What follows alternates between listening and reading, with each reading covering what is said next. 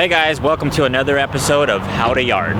Today we're at a yard that I've never been to before. Today we're going to be pulling out a TSX engine. Haven't been to this yard yet, but it looks like it's well organized and they have a large selection of vehicles. Also, I'm here yesterday and scouted out a TSX we're going to go pull the engine from. Noticed that the front end was smashed and I forgot my Sawzall.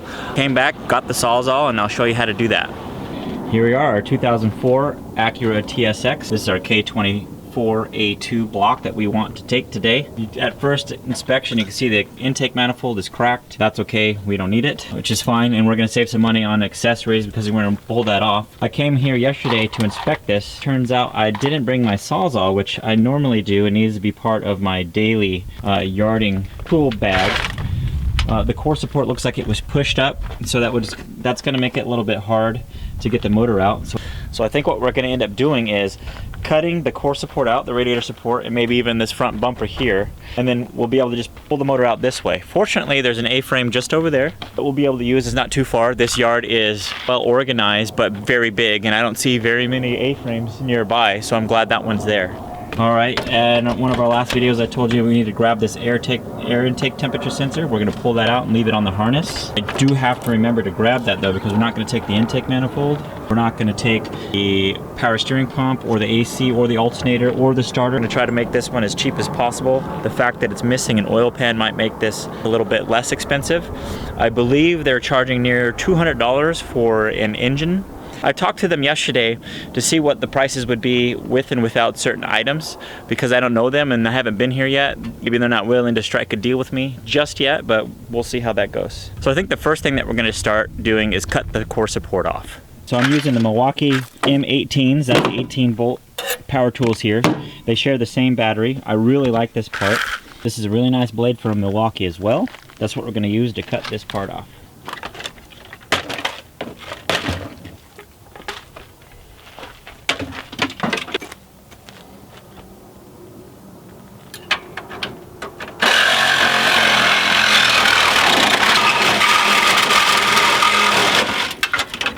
We got the hood latch portion of the core support removed. We hacked it off here, but it still looks like we can take some material out here and here to give us clear some room for the alternator. Over here to get to the battery, because I think what I'm going to do is lift the engine up out. I need to get underneath the battery tray back there, so I may or may not cut that out. We will see.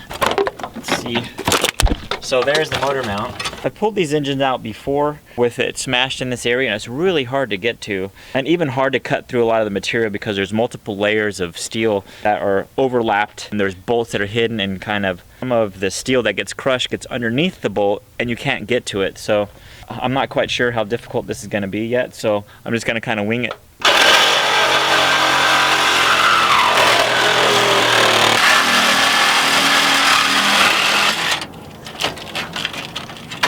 I'm gonna have to give them a shout out on these really awesome carts that they built. I really like this. That means I'm gonna be able to put the engine and the toolbox on the same cart, as other yards have smaller carts. And then I'm forced to have to take 2 trips. I bring my tools first because I don't want anyone to grab the tools while I'm out putting the engine in the truck. But then I'm nervous that someone's gonna grab my motor while I'm out doing that. So big shout out to this.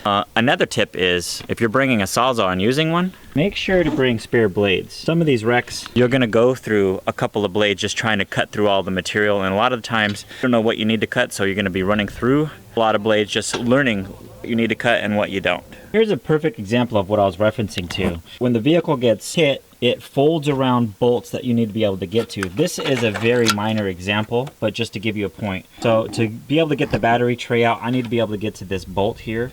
You can see how the steel is kind of covering it a bit, and I can't get my socket on it. So I may have to cut around some things or move or bend some things. That's where the Sawzall comes into play. So that's definitely need to be one of any tools that you want to bring with you in the yard. And of course, you have really nice carts like this, you're able to do that.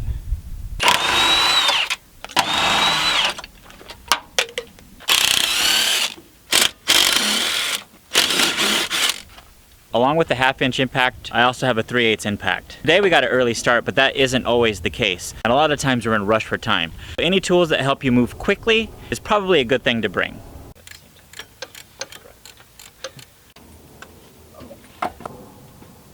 The The reason we're getting these engines to begin with is so that we can run them right away without having to disassemble them or rebuild them or do any other things or even pull parts. I want engines that run and that we could race right away. Here's something that I discovered that I'm not too excited about. As I was getting under here to inspect what needs to be removed in terms of the axles and exhaust, I noticed not only did they remove the oil pan, but they removed the oil pickup too. On top of that, they gouged the block. Is this salvageable? It might be. You know, we could still run some RVT on the opposite side here. It is hung up a little bit, but it looks like that's what they use to dig in there to pry the pan off. And it's like debate whether I want to take this motor at all. But hopefully I can get the engine relatively cheap, and maybe I can negotiate with them up front.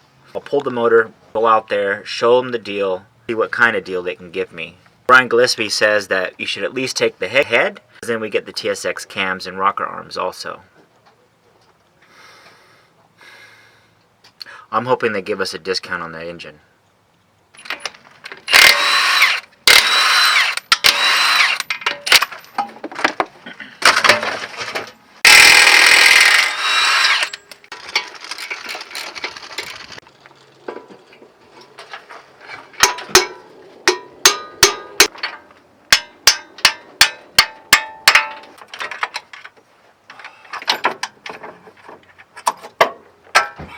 What we are attempting to do with this is be able to pull the engine out without lowering the lower cross member. I wasn't quite sure exactly how I was going to do this. I believe I removed one before without having to do any of that. But it looks like whoever was working on this before decided that they were going to remove the bolts that hold the cross member in place. Here you can see that it started to drop down. Fortunately, while we were working on the axles, one of the bolts was still in there. It seems like the struts were the only thing that was keeping that in place. We'll need to get under there to remove the automatic shift cable, and we're going to also remove the exhaust, because as we bring up, we're also going to twist it and bring it out this front window. While I'm down here, I decided that I'm going to remove the torque converter from the flex plate while it's still in the car.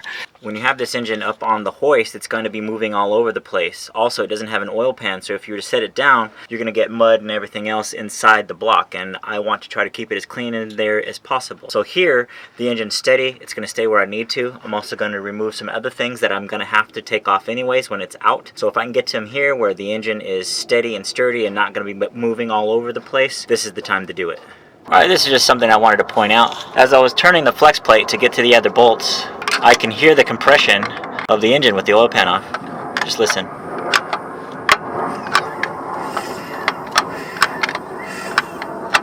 That sounds like a good, healthy motor to me.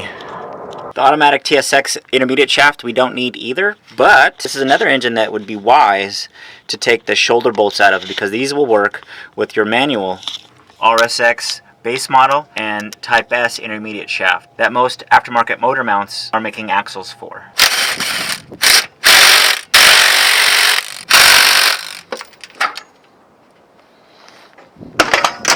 So about everything that we're not going to be using in terms of this accessories, I got removed. Intake manifold, alternator, power steering pump, AC compressor, starter. I have lots of starters. I don't need those. If you didn't know, the automatic K-series starters will work with a manual transmission. So if you were able to find one of these engines and still needed to find a manual transmission, you could pull this and pull the starter and not have to worry about that, you know, because that's a problem with B-series, D-series, H-series, a lot of the other Honda platforms. So now we're at the point where we're going to actually take the engine out. So we're going to roll that A-frame that you see behind me over here and prepare it. In some other episodes, I showed you how Brian Gillespie showed me how to use a seatbelt out of the car. So we're going to grab one of the seatbelts and use it as a strap. That is going to help us pull the engine out, because the hoist they have here only have a single hook.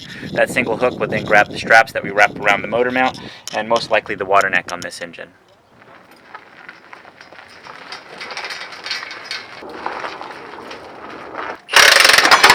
Whoa!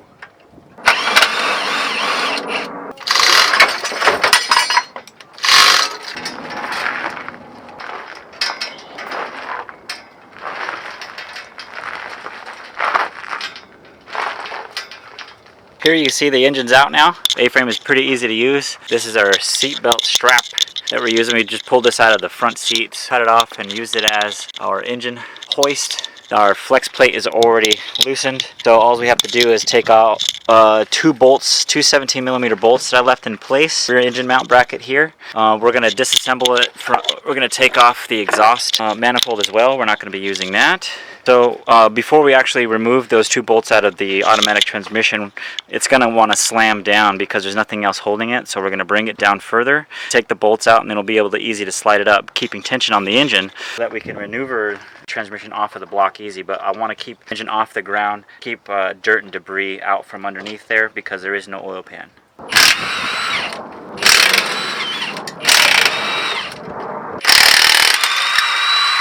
When taking the transmission off, we notice about every bolt is like stripped or seized inside the block, and then we're going to have to heel a coil of them. I don't want to have to do that, but I mean, this is the price you pay for when you want it cheap. Right now, it's getting hard to separate this last bolt. It's probably going to pull a lot of threads out. Fortunately, we did have something to lay it on. We pull these out from the trunk or floor mats that might be inside the car.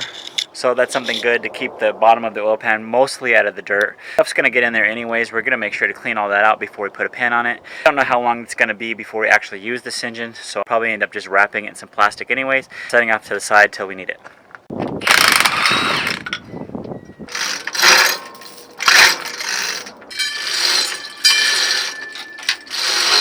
So there you have it. We have the engine out of the vehicle. We have it removed from the transmission. I'm not quite sure exactly what they're going to consider an accessory. We're going to remove this radiator hose. They might want to charge us for that. We're going to remove most of the wiring harness. I would like to try to keep at least the plugs for the VTEC solenoid.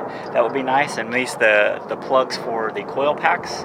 I'm going to keep the coil pack cover on there. I'm not quite sure if they're going to charge us for each individual coil pack. What we're trying to do here is see how cheap we can actually get a long block for. That's our goal here. We're going to take one of the trunk carpets and we're going to lay it on our cart here so that the bottom of the engine has something relatively clean to sit on while we wheel it over there.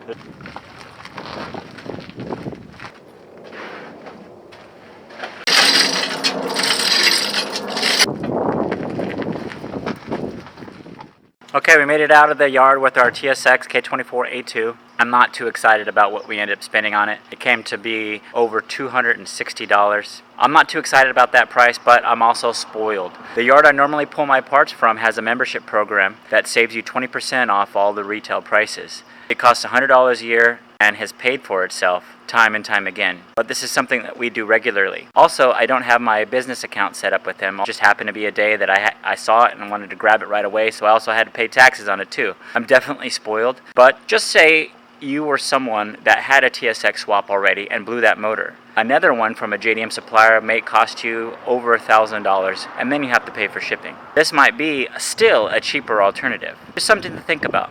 Thank you for tuning into our channel, and make sure to check out our sister channel at VTEC Academy. Check out our website at hushperformance.com. Thank you again. Happy tuning.